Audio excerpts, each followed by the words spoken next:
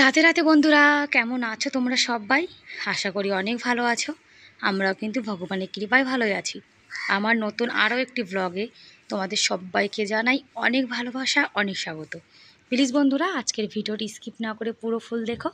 আশা করি তোমাদের আজকের ভিডিওটি ভালো লাগবে।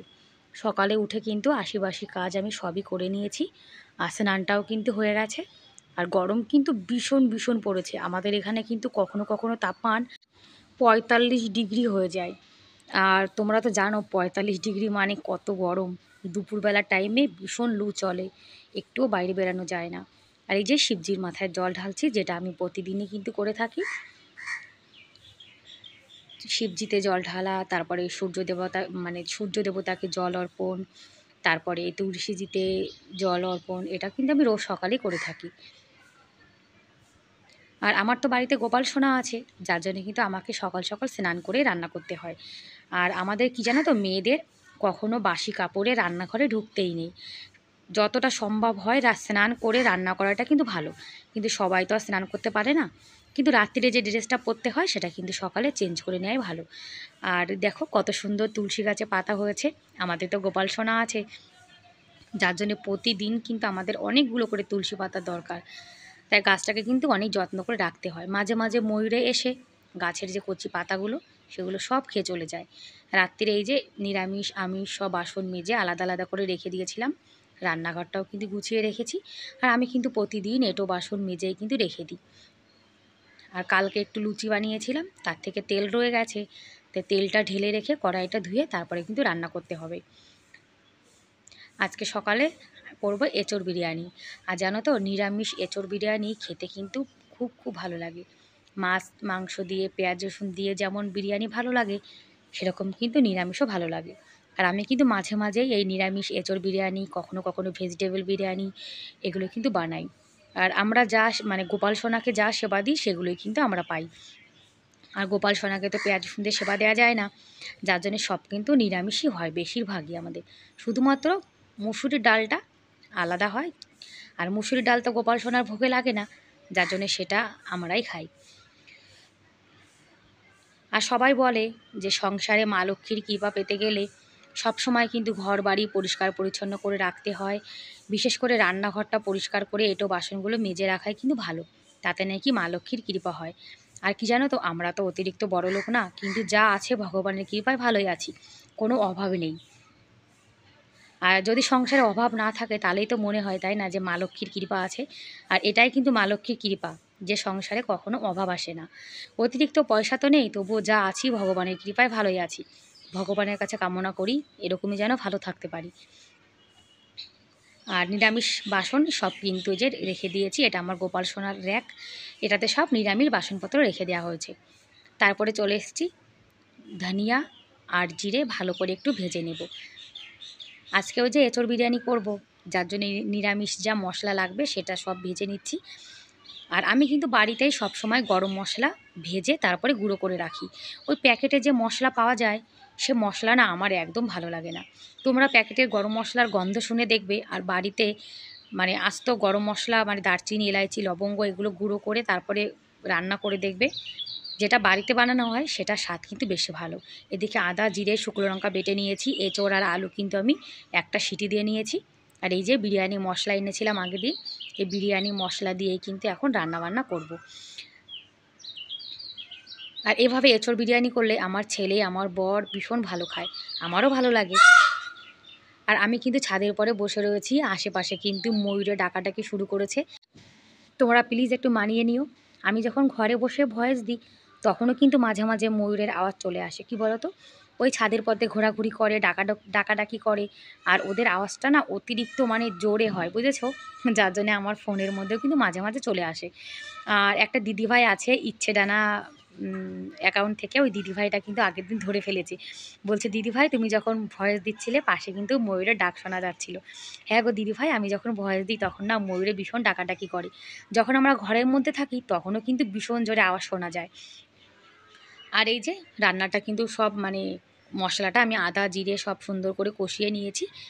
যেমন করে আমরা মশলা কষিয়ে তারপরে সবজি দিয়ে যেমন কষিয়ে রান্না করি সেরকম কিন্তু করে নিয়েছি। এদিকে কেওড়া জল, মিঠা আতর সব কিন্তু দিয়ে এই যে এখন ফুড কালার এটাকে মিলিয়ে নেব। মানে সব কিছু বিরিয়ানির মানে মাংসের বিরিয়ানির মতোই হবে, শুধুমাত্র মাংসের জায়গায় কিন্তু এঁচোড় থাকবে। আর এই যে মানে মিঠা আতরটা এটার গন্ধর জন্যই কিন্তু মনে হয় যেন বিরিয়ানি খাচ্ছি, তাই না? আর যখন আমি এটা রান্না করি তখন আমার সারা গা দিয়ে কিন্তু এই মিঠা আতরের গন্ধ হয়ে যায়। ভাতটা কিন্তু আমি আগে রান্না করে নিয়েছিলাম, একটুখানি ফুড কালার মিলিয়ে দিয়েছি, একটু লবণও দিয়ে দিয়েছি এর মধ্যে। তারপরে এই যে ইঁচড়ের যে লেয়ারটা এটা দিয়ে দেব, এটা দিয়ে এর উপরে কিন্তু আবার ভাত দিয়ে দেব। আর বিরিয়ানি মশলা দিলাম, একটু গরম মশলা দিলাম।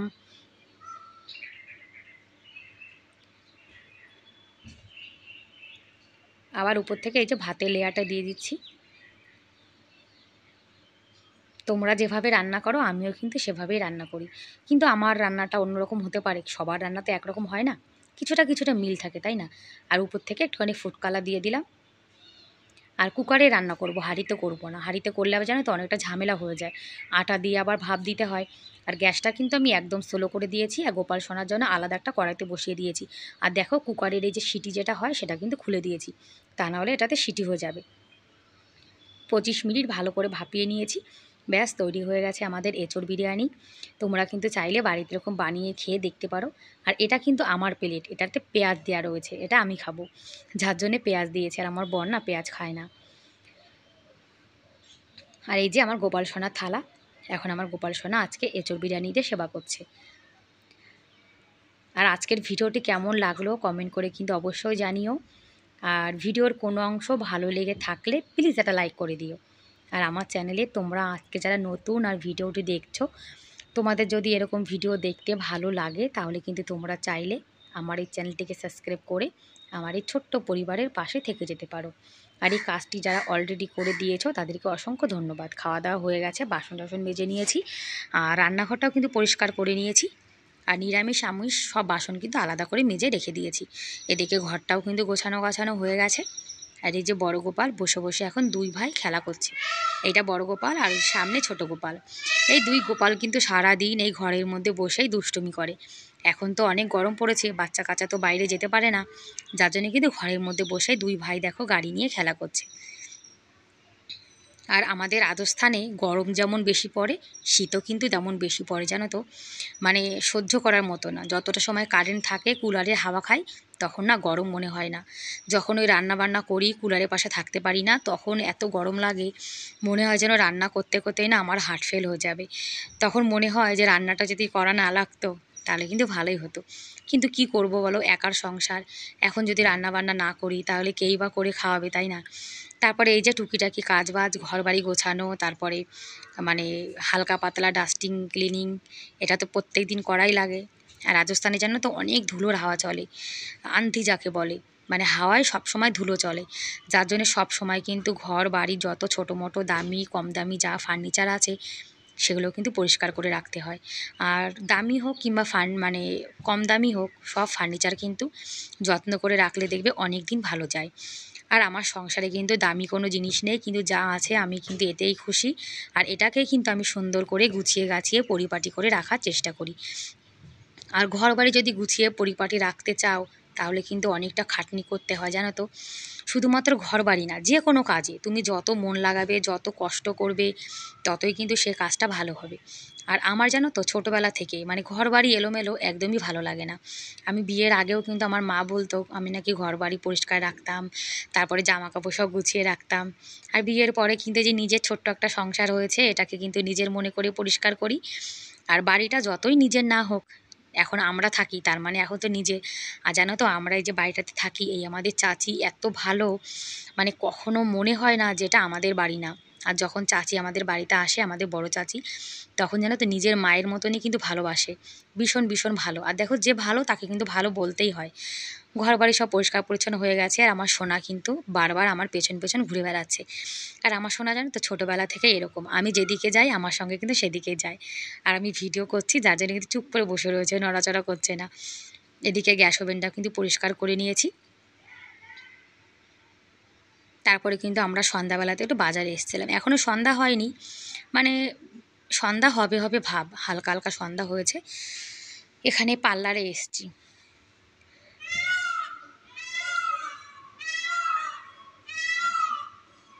আর এখানে আসার পরে এত সুন্দর ঠান্ডা হাওয়া চলছিল, ভীষণ ভালো লাগছিল।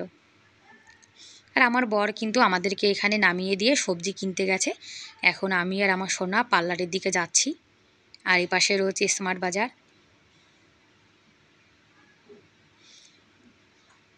আর তোমাদের সঙ্গে আজকে শেয়ার করছি যে আমি কোন বিউটি পার্লারে আসি। বিউটি পার্লারের ভেতরের ভিডিওটা তো করলাম না, বাইরে থেকে দেখাচ্ছি। আর আমার জানো তো রাস্তাঘাটে ভিডিও বানাতে না ভীষণ লজ্জা করে, যার জন্য আমি বাইরের ভিডিও না অনেক কম বানাই। এই যে চলে এসেছি কাভিয়া বিউটি পার্লার। পার্লার থেকে তারপরে চলে এসেছি 99-এর দোকানে। এখান থেকে যা ছোটো মোটো যা জিনিসের দরকার সেগুলো এখন নেব। আর উপরে র্যাকগুলো দেখছিলাম, আমার না র্যাকগুলো ভীষণ ভালো লেগেছে। তা আমার বরকে বলেছি পরে যখন একদিন আসবো তখন এখান থেকে না একটা র্যাক কিনবো। এই যে সবুজ র্যাকের পাশে যে র্যাকটা রয়েছে অ্যাশ কালারের, ওটাই আমার ভালো লেগেছে। আর এখান থেকে ছোট ছোট দুটো মশলার ডাব্বা নিচ্ছি, গরম মশলা রাখার জন্য, নিরামিষ। আর এই ডাব্বাগুলো দেখো কত সুন্দর, আমার কাছে কিন্তু 4-5টা আছে, এখান থেকে নিয়ে গেছিলাম। আর বাজার থেকে যা কিনে এনেছি, মানে আমাদের তো সপ্তাহের বাজার সপ্তাহে করা হয়, যার জন্য তোমাদের সঙ্গে শেয়ার করছি। এদিকে ব্রাউন ব্রেড নিয়ে এসেছি। আর ব্রাউন ব্রেডটা জানো তো আটা দিয়ে বানানো। আর এই ব্রেডটা কিন্তু না সেঁকলেও হয়, এমনিও খাওয়া যায়। এদিকে নিয়ে এসেছি শাহি পনির, কাশ্মীরি লাল মির্চ, তারপরে আমও আনা হয়েছে। আর এই যে ঘুগনির মটর, তারপরে কটা ক্লিপ এনেছি। আর ক্লিপগুলো কিন্তু 10 টাকা করে নিয়েছি। একটা ছোট্ট ডেটল সাবান, পপকর্ন, আর এই যে দুটো ডাব্বা এটা নিয়ে এসেছি নিরামিষ মশলার গুঁড়ো রাখার জন্য, মানে মশলা ছোটো মোটো গুঁড়ো রাখার জন্য, বিস্কুট। তারপরে এদিকে বাদামও নিয়ে এসেছি।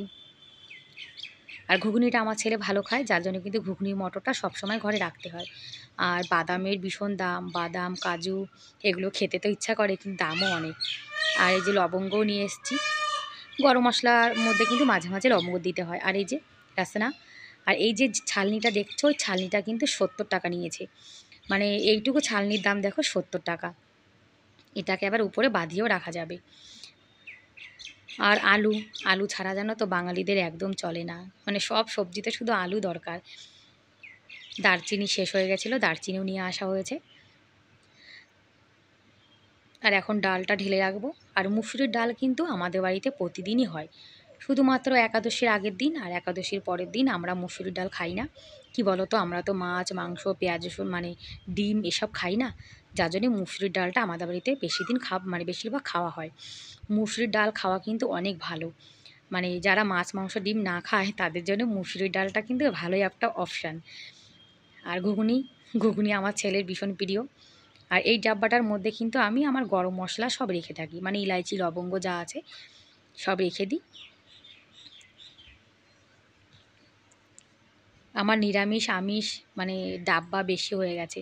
আমার রান্নাঘরে না বেশিরভাগ শুধু ডাব্বা, ওই যে নিরামিষ আমিষ সব আলাদা করে রাখতে হয়।